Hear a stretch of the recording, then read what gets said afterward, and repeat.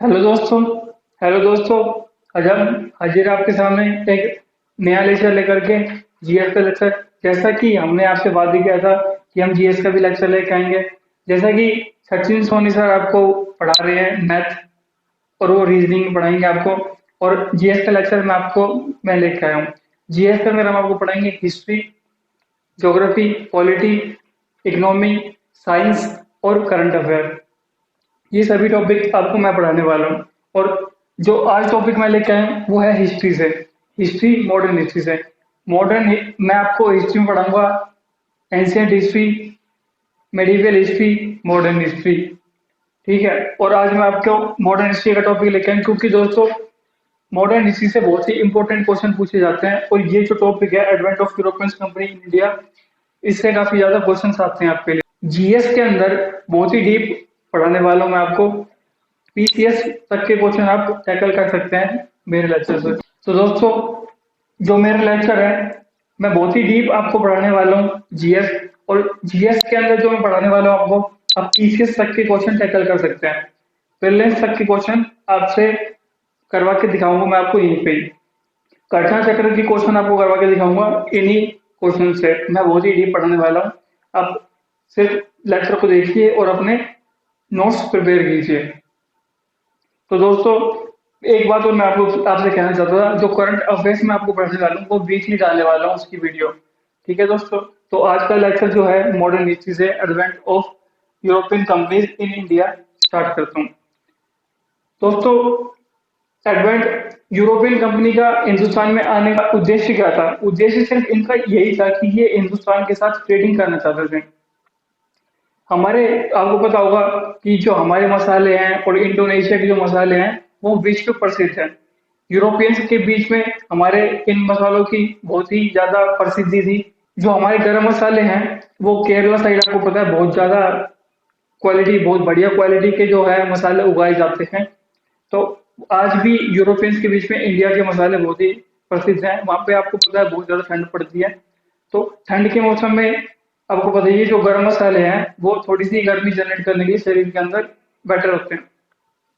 तो दोस्तों, अब मैं आपको ये बताना चाहूंगा कि ऐसी जरूरत क्यों पड़ी कि यूरोपियंस को हिंदुस्तान में आने के लिए एक नया रास्ता खोजना पड़ा, जबकि पहले से ही जो रास्ते मौजूद थे हिंदुस्तान तक आने के लिए। इन रास्तों को एंशियंट टाइम में भी यूज किया जाता था, जो कि थे, देखो यहाँ पे मैं लिख रहा हूँ, from European to India, route by road.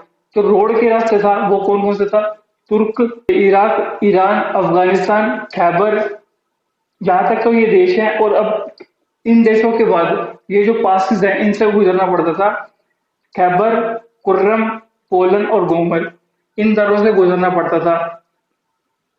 और जो रूट बाय सी है दोस्तों वो है मेडिटेरियन सी, ब्लैक सी, रेड सी और बे ऑफ पर्शिया। और इसके बाद जैसा हमारा अरेबियन सी, उसके अंदर एंटर करते ही हमारे प्यार भारत में एंट्री हो जाती थी आराम से। तो दोस्तों, अब मैं आपको बताता हूँ कि एक नए रास्ते खोजने की जरूरत क्यों पड़ी हिंदुस्तान में आने के लिए।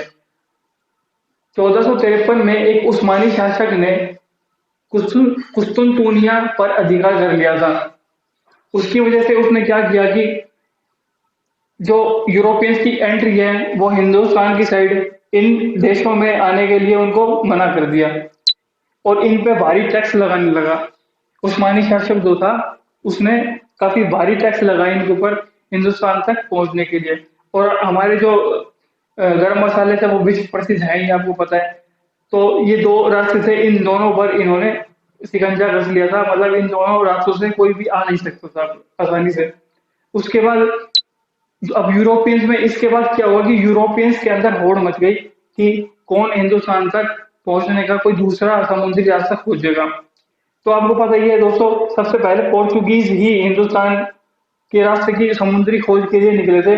उनमें सबसे पहले आपको बताया जाता है कि कोलंबस निकला था 1494 में, जो कि स्पेन मैड्रिड से निकला था। जो क्रिस्टोफर कोलंबस था दोस्तों, इसके बारे में बताया जाता है कि इसका जो शिप था वो बीच समुद्र में आकर भटक गया था और ये पहुंच गया था नॉर्थ अमेरिका। इसको आना तो ईस्ट साइड था और दूसरी पहुंच गया था वेस्ट साइड। वेस्ट साइड पहुंचने के बाद क्या हुआ कि जहां पर नॉर्थ अमेरिका में पहुंचा उस जगह को इसने नाम दिया वेस्ट इंडीज। वो दोस्तों इसलिए जाता क्योंकि ये आना तो ईस्ट साइड जाता था और पहुंच गया वेस्ट साइड, और इंडिया की खोज करने के लिए निकला था और पहुंचा था अमेरिका। तो उसने उसको वेस्ट इंडीज नाम दे दिया था। वहां से फिर ये दोस्तों लौट गया था अपने यूरोप में। ठीक है दोस्तों, उसके बाद बताया जाता है कि वास्को डी गामा 1497 में लिस्बन से निकला था। लेकिन दोस्तों यहाँ पर एक और सच्चाई है। यहाँ पर सच्चाई क्या है कि बार्थोलोमियो डाइस नाम का एक बंदा और निकला था यूरोप से, 1487 में वहां से निकला था। पर ये पहुंच नहीं पाया था हिंदुस्तान तक। ये पहुंच पाया था दोस्तों कहाँ तक, केप ऑफ गुड होप, जो कि most southern part of south Africa में पहुंचा था दोस्तों ये। और 1487 में वहां से चला था दोस्तों। ये इसलिए नहीं पहुंच पाया था हिंदुस्तान तक क्योंकि एक महीने तक, इसको एक महीने का टाइम लग गया था वहां से यूरोप से लेकर केप ऑफ गुड होप तक पहुंचने के लिए। और इसका जो सारा खाना था और फ्रेश वाटर था वो सब खत्म हो चुका था। और समुद्र के रास्ते के आने की वजह से जो काफी सारी बीमारियां हैं वो इनके टीम मेंबर्स पर लग गई थी, इसलिए ये सरवाइव नहीं कर पाया और ये केप ऑफ गुड होप से ही वापस लौट गया। उसके बाद दोस्तों वास्को डी गामा आया था, फ्रॉम लिस्बन से निकला था और ये हिंदुस्तान के कालीकट नामक स्थान पर मई 1498 में पहुंचा था। और जो जहां पर ये पहुंचा था कालीकट में, उस पोर्ट का नाम उस टाइम पे था कप्पा कड़ाबू, जो आज का कोजी कोड़ा नामक स्थान है दोस्तों। ये अब मैं आपको बताता हूँ कि ये किस किस रास्ते से होते हुए हिंदुस्तान तक पहुंचा था। ये लिस्बन से निकला और लिस्बन से निकल के जुलाई में निकला था यहाँ से, और जुलाई में यहाँ से निकल के नवंबर में पहुंचा था यहाँ पे केप ऑफ गुड होप तक। केप ऑफ गुड होप तक पहुंचते पहुंचते इनके भी कई मेंबर्स की प्रॉब्लम होने लगी, स्किन प्रॉब्लम होने लगी, स्कर्वी हो गई थी कई टीम मेंबर्स को इनके। और इनका फ्रेश वाटर भी खत्म हो चुका था और फूड भी खत्म हो चुका था।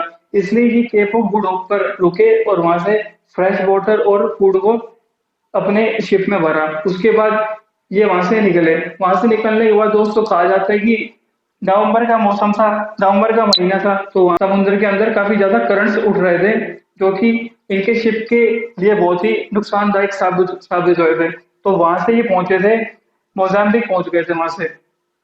मोजाम्बिक में रुके थोड़े दिन, फिर उसके बाद ये पहुंचे मिलिंडी। मिलिंडी आज की कीनिया में पड़ता है दोस्तों। मिलिंडी पहुंचने के बाद इन्होंने वहां से कुछ दिन रुके और वहां से इन्होंने एक अरब नेविगेटर की मदद ली थी जिसका नाम था अहमद इबन माजिद। ये कहा जाता है कि अरबों का सबसे बेस्ट और सबसे आधुनिक जो वो था नेविगेटर था ये। इसने बताया कि कैसे कालीकट बंदरगाह तक पहुंचा जाए, और वहां से ये निकल के ये लगभग 29 दिन में, कहा जाता है 29 दिन में यहाँ से कालीकट बंदरगाह पे पहुंच गया था दोस्तों। अब यहाँ पे पहुंचने के बाद जैमुरी नाम का जो लोकल शासक था उसने इसका स्वागत किया दोस्तों।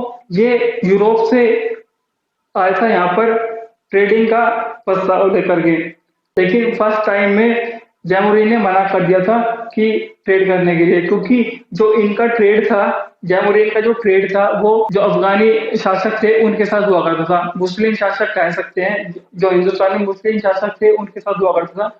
वो यहाँ से सारे मसालों को लेकर के यूरोप तक पहुंचाया करते थे, तो उनका नुकसान होना था इस वजह से। तो इन्होंने पहले तो इसने मना कर दिया था जैमुरी ने, लेकिन बाद में इसको मंजूरी दे दी थी दोस्तों। मंजूरी देने के बाद जो मुस्लिम शासक थे उसने जो वास्को डी गामा था उसको धमकाया और उसकी सारी जो क्रू मेंबर्स थे उनको डरा धमका कर भेज दिया गया यहाँ से। तो दोस्तों ये गोवा के, कहा जाता है कि गोवा यूरोप की तरफ निकला था। लगभग कहा जाता है कि 170 मेंबर्स आए थे इसके साथ, और पहुंचते पहुंचते 57 या मेंबर्स रह गए थे टोटल। ये 170 जो टीम मेंबर्स आए थे और पहुंचे ही 57। क्यों दोस्तों, क्योंकि दोस्तों रास्ते में इतनी ज्यादा प्रॉब्लम हुई इनको, इनके काफी सारे क्रू मेंबर्स को बीमारी हो गई थी स्कर्वी, और उसकी वजह से काफी लोग डाइड हो गए थे दोस्तों। मैं आपको अब एक नेविगेशन दिखाऊंगा अपने वीडियो पर, जो कि बताएगा कि कैसे जो वास्को डी गामा था वो हिंदुस्तान तक पहुंचा था।